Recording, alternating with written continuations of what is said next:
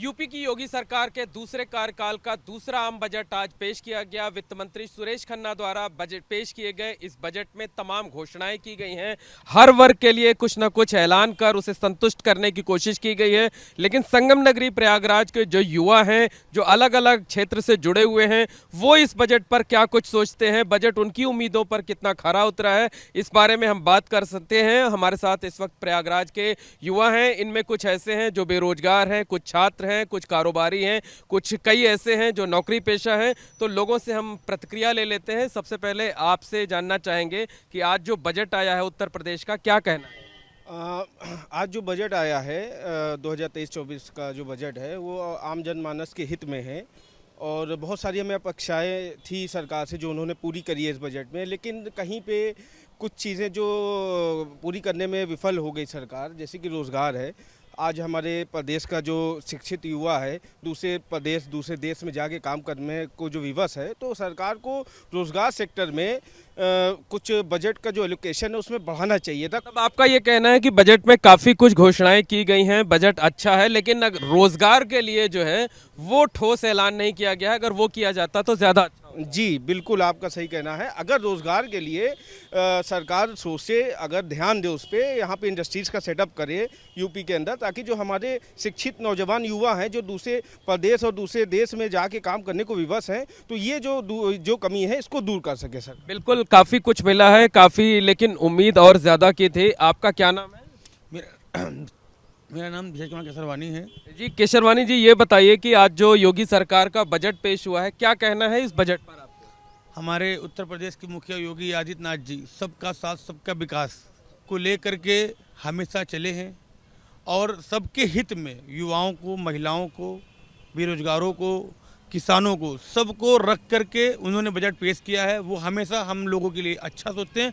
Budget जितना मैं सोचा था उससे कहीं ज़्यादा अच्छा बजट है और हमारे मतलब बजट आपकी उम्मीदों पर खरा उतरा है? उससे ज़्यादा अच्छा उतरा। और कुंभ के लिए उन्होंने बजट दे के गए हैं, फिर बजट देंगे, लोगों को आस्था से जोड़ने का काम किया है और बजट बहुत अच्छा है, नो डाउट इसमें। निश्चित तौर पर कहा जा सकता है कि प्रयागराज में 2 साल के बाद जो कुंभ होने वाला है उसको लेकर काफी घोषणाएं की गई हैं। तो प्रयागराज के लिए तो कम से कम ये बजट अच्छा कहा जाएगा, क्योंकि यहाँ विकास के तमाम काम होंगे।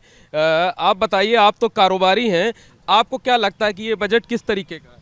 देखिए, कोई जो ये बजट आया है 2023-24 का, इस बजट से हमें नहीं लगता कि आम जनता को कोई खास लाभ मिलने वाला है, क्योंकि इस सरकार की ये कार्यशैली जो सामने आती रही है, बिल्कुल इनका समझ लीजिए कि काम इस तरह से रहता है कि हाथी के दांत दिखाने के और खाने के कुछ और, इस तरह से चरितार्थ साबित हो रहा है।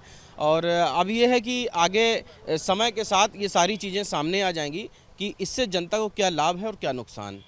बजट में तो तमाम ऐलान किए गए हैं। अगर प्रयागराज की बात करें तो प्रयागराज में कुंभ के मद में काफ़ी पैसा दिया गया है, तमाम और योजनाओं के लिए यहाँ पर ऐलान किया गया है। देखिए, जो बड़ी योजनाएं हैं जिससे कि हमें नहीं लगता कि अब जैसे सड़कें हैं, बहुत सारी चीज़ें सरकार काम कर भी रही हैं, लेकिन जिन चीज़ों को, जैसे घरेलू महिलाएं हैं और बेरोजगार स्टूडेंट हैं, जो लड़के पढ़ चुके हैं वो बेरोजगार बैठे हैं, स्टूडेंट हैं वो अभी पढ़ाई चल रही है, उनके सामने बहुत सारी दिक्कतों का सामना करना पड़ रहा है उनको। मतलब आपको अपेक्षाएं बहुत ज़्यादा थी और उन अपेक्षाओं पर आपके हिसाब से बजट खरा नहीं जी जी बिल्कुल।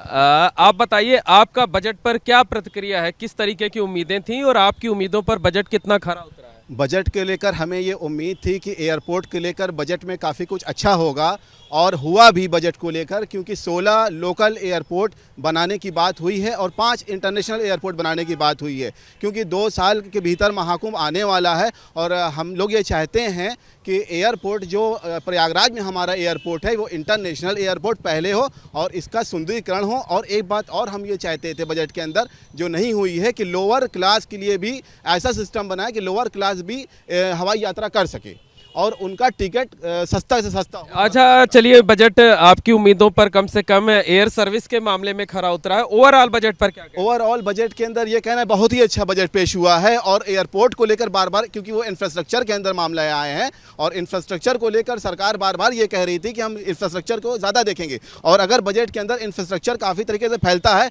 तो इसके अंदर रोज़गार भी मिलने की उम्मीद है। लेकिन हम ये चाहते हैं कि इलाहाबाद प्रयागराज के अंदर अपना ज़्यादा रोज़गार प्रोवाइड हो, क्योंकि यहाँ पर बेरोज़गारी ज़्यादा है तो हमें ये अपेक्षा है सरकार से कि इंफ्रास्ट्रक्चर के अंदर एयरपोर्ट को लेकर आए और यहाँ पर भी युवाओं को रोजगार दें, जिससे रोजगार बढ़े। ठीक है, आप बताइए, आपको क्या लगता है कि बजट आपकी उम्मीदों पर कितना खरा उतरा है? जिस तरह से आज जो है यूपी का बजट पेश हुआ है, हम माननीय योगी जी से ये निवेदन करना चाहते हैं कि उन्होंने जो भी कार्यगति करने के लिए उन्होंने विकल्प उठाया था, उसमें से उन्होंने 50% कार्य किया भी है, लेकिन हम ये चाहते हैं इन 50% कार्य को जो बढ़ाकर 100% किया जाए। जिस तरह से प्रयागराज सिटी में स्थित एयरपोर्ट बमरौली में अच्छा ठीक है, ये मतलब आपका ये कहना है कि जो आपकी उम्मीदें थी उन उम्मीदों पर आधा ही खरा उतरा है बजट? जी, जिस तरह से हमने बोला कि बिल्कुल, और लोग हैं उनसे बात कर लेते हैं, उनसे जानने की कोशिश करते हैं। आप बताइए कि जो बजट आया है उस पर क्या कहना है? बजट सही है और सबके उपाय में होना चाहिए, सबके हित में होना चाहिए।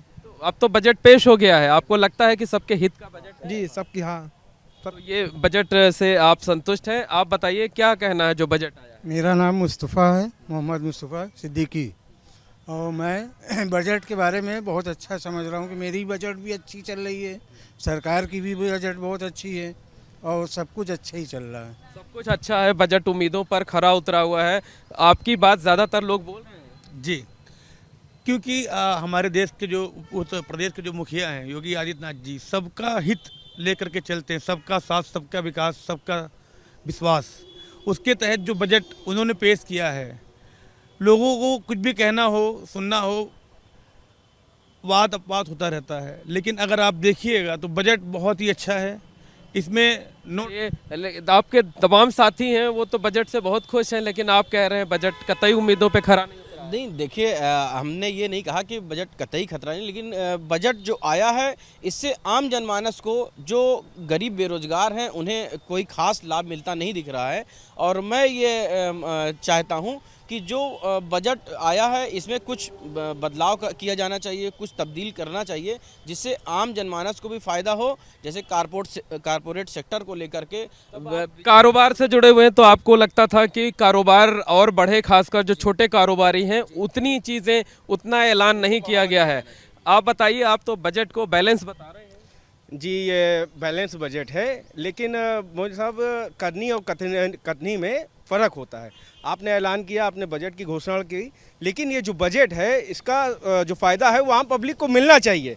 ठीक है, ये फ़ायदा आम पब्लिक को जब मिलेगा तो पब्लिक के बीच में भरोसा जगेगा। G20 समिट अभी हुआ है, एक बड़ा अच्छा कार्य हुआ है, 33.5 लाख करोड़ का इन्वेस्टमेंट आया है, फॉरेन इन्वेस्टमेंट आया है। ये इन्वेस्टमेंट अगर इंडस्ट्रीज़ के सेटअप में और रोजगार को बढ़ावा देने में अगर इस पैसे को इस्तेमाल किया जाएगा, बिल्कुल निश्चित तौर पर कहा जा सकता है कि योगी सरकार ने आज जो बजट पेश किया है उससे संगम नगरी प्रयागराज के जो युवा हैं उनके मिलीजुली प्रतिक्रिया है। ज़्यादातर लोगों का ये कहना है कि बजट में काफ़ी कुछ ऐलान किया गया है, हालांकि कुछ लोगों ने बजट को निराशाजनक बताया है, लेकिन सब लोगों का यही कहना है कि बजट में बाकी सेक्टर पर भले ही फोकस किया गया हो, लेकिन महंगाई और बेरोजगारी को लेकर कोई ठोस ऐलान नहीं किया गया है। अगर महंगाई और बेरोजगारी पर ज़्यादा ऐलान किया जाता तो ये बजट ज़्यादा अच्छा होता। कैमरामैन अनुराग द्विवेदी के साथ मोहम्मद मोइन, एबीपी गंगा, प्रयागराज।